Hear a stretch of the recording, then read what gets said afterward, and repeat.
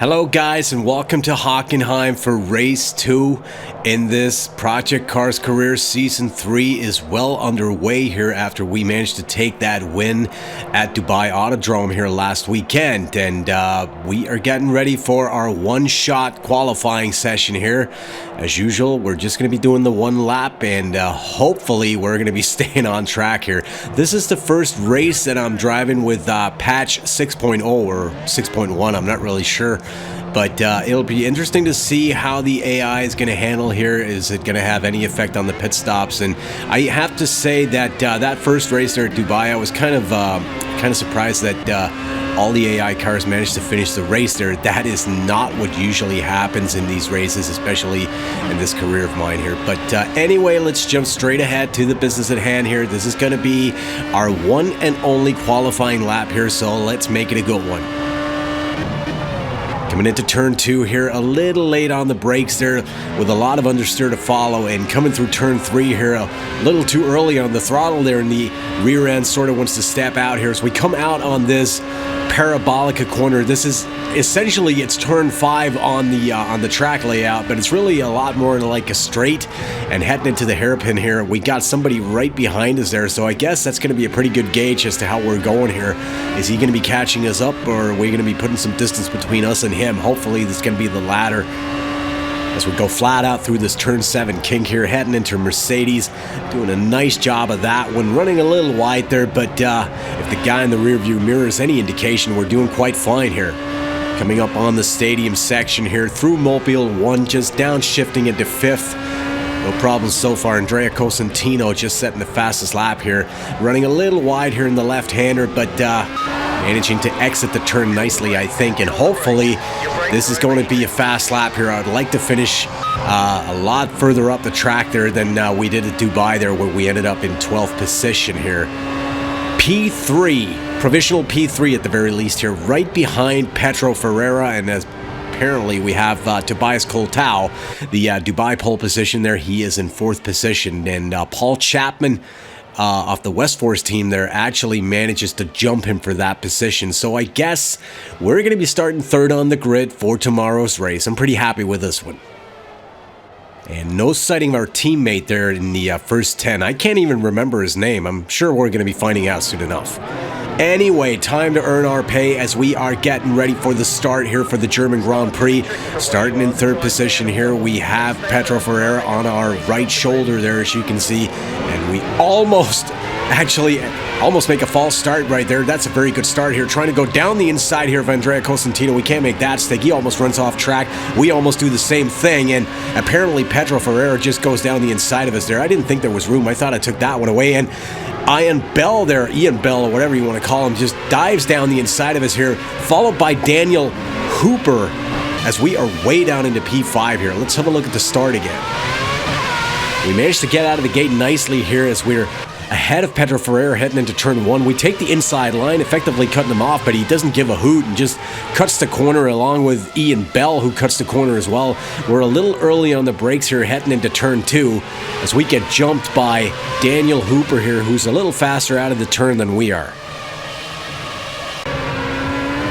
Coming out on the parabolica straight, whatever you want to call this one, we are right on the gearbox here of Daniel Hooper, opening the DRS, using the KERS, OP slipstream here. We have no trouble whatsoever reclaiming P4 here, heading into the hairpin there. And as you can see, Ian Bell is actually having a look, trying to put a move on Pedro Ferreira heading into the hairpin, but he has to think the better of that and back out. Coming through turn 7 one more time, heading flat out, even in a fuel-loaded car there.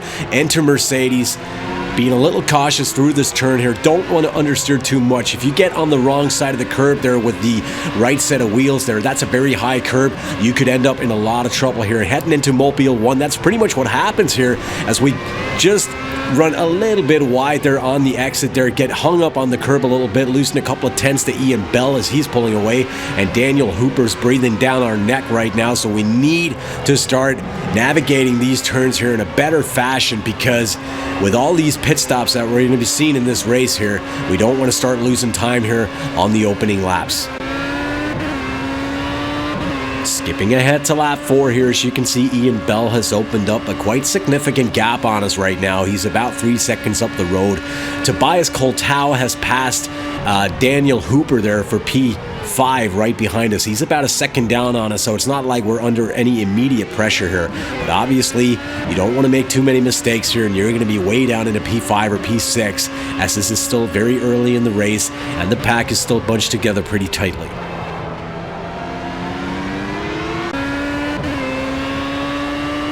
Jumping to lap 6 here, not much change overall. We are still trying to chase down Ian Bell, but the good news is we are starting to close the gap a little bit here. And then also, it doesn't appear that the number 1 and 2 cars are pulling away from us there. As a matter of fact, we have the 1, 2, 3 cars pretty much within a second of each other there. So as long as we can keep up with Ian Bell here, I think we're in pretty good shape. Come on, this guy's just in our way. Big push now, let's fight our way past.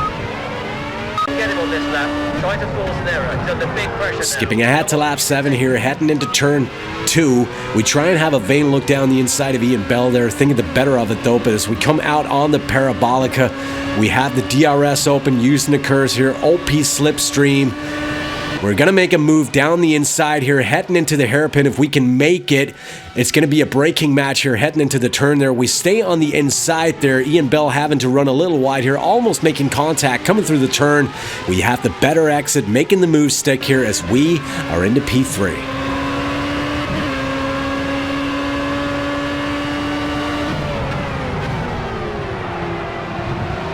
And by the looks of it here, it does appear that both Andrea Cosentino there, who's in P1 at the moment there, and Petro Ferreira, who's in P2, right ahead of us. It does appear that these guys are starting to suffer some tire wear. If you look at our tires there, they're pretty beat too, but the AI seemingly always seem to suffer that little bit more than the player does. I'm not sure why. So I guess we could expect to see these guys coming into the pits pretty soon. The only question is when, and just as we're talking about that, they move in to make their pit stop here, and I would expect that Ian Bell would come in to make his stop as well. As a matter of fact, if you look at the mini-map there, it appears that the entire world is going in to change tires. So we are going to be following suit on the very next lap here. This is going to be an overcut, and hopefully it's going to work out the same way it did there in Dubai. I'm not really sure what happened at Dubai, but it did appear that the AI lost a lot of time doing pit stops here. So we're going to be keeping a close eye on that here as we have Petro here in P2 currently. I'm not sure what happened to Andrea Cosentino. He was leading the race heading into the pits. That was quite clear. But currently we have Petro in P2 for some odd reason. He's about 4.5 seconds down on us. So it does appear that the AI must have been bunched up in the pits due to them all coming in the pit at the same time. Maybe some of them have been held back. Jumping ahead to lap 14 here, as you can see, Petro is still in P2, but we are opening up quite a nice gap on him. We're almost 9 seconds up at the moment here. So currently we're pretty much driving our own race. We're very comfortable in the car. The car is feeling good. And well, if you look at the times there, it appears that Petro and just about everybody else went in to make their pit stop there, their second pit stop here on lap 15.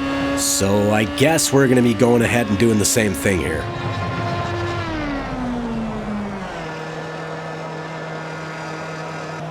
And this time it's going to be very interesting to see just how we're going to be faring as we come out of the pits. As you can see there, we have Petro about 25 seconds down on us. Obviously, he's close, and he was in to make his pit stop on the very last lap there. But the only question remains, how much time are we going to be gaining or losing from this pit stop here as we rejoin the track? We're almost 20 seconds up the road here. I'm not sure what it is with the AI, but their pit stops are so slow. And I'm starting to think it might have something to do with cars getting held up as other cars pass to make their pit stops. And we might need to rethink the tire wear strategy here in this season if this problem persists. And we need to stay on top of things here as we come up on our very next pit stop here on lap 23. As you can see, we actually have a couple of back markers coming out of the pits here, haven't been in to make what I believe is their third stop of the race. Clear these two in front, they're waiting to have an accident. Once again here, coming out of the pits, keeping tabs on the gap down to Pedro there. It's going to be interesting to see whether or not we're going to be making up time here after that last pit stop. And we're up 34 seconds now. Definitely something needs to be done about these pit stops here, because this is just not fair racing the way it is right now, unfortunately.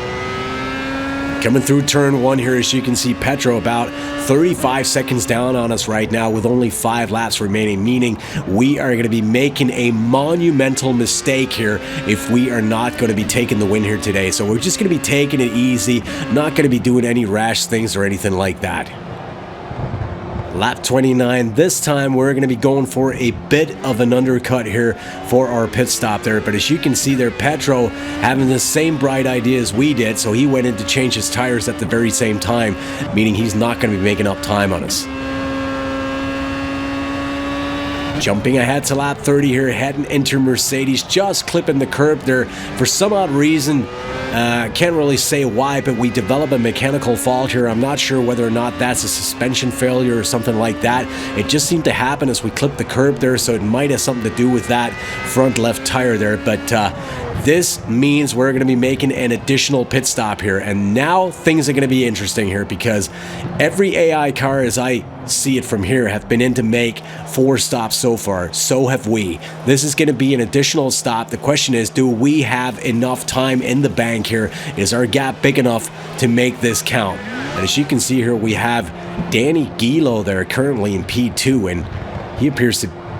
Where is he? Well, he appears to be coming into the pits right behind us there. I'm not sure whether or not he suffered some damage as well, or what happened to him, because as you can see there, we now have Pedro back into P2. He's about 2.5 seconds down on us. But as we come out here on lap 33 through the final turn here, we are going to be taking the win here today at Hockenheim, even though that mechanical fault there threatened to throw a wrench in the works there, so to speak. But as you can see there, we take the win here today, 25 points for us. Pedro Ferreira taking second, 18 points. Andrea Cosentino, who was on pole, and for some odd reason got overtaken by Pedro there after that pit stop, ends up in third.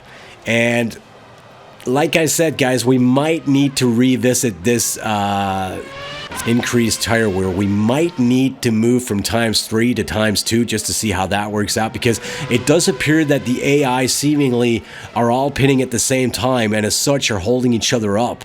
And unless I go ahead and pit at the exact same time as the AI does, which is difficult because I don't know when they go to pit, it's just going to end up giving me a huge advantage here, and I'm not really sure that's what we want to see.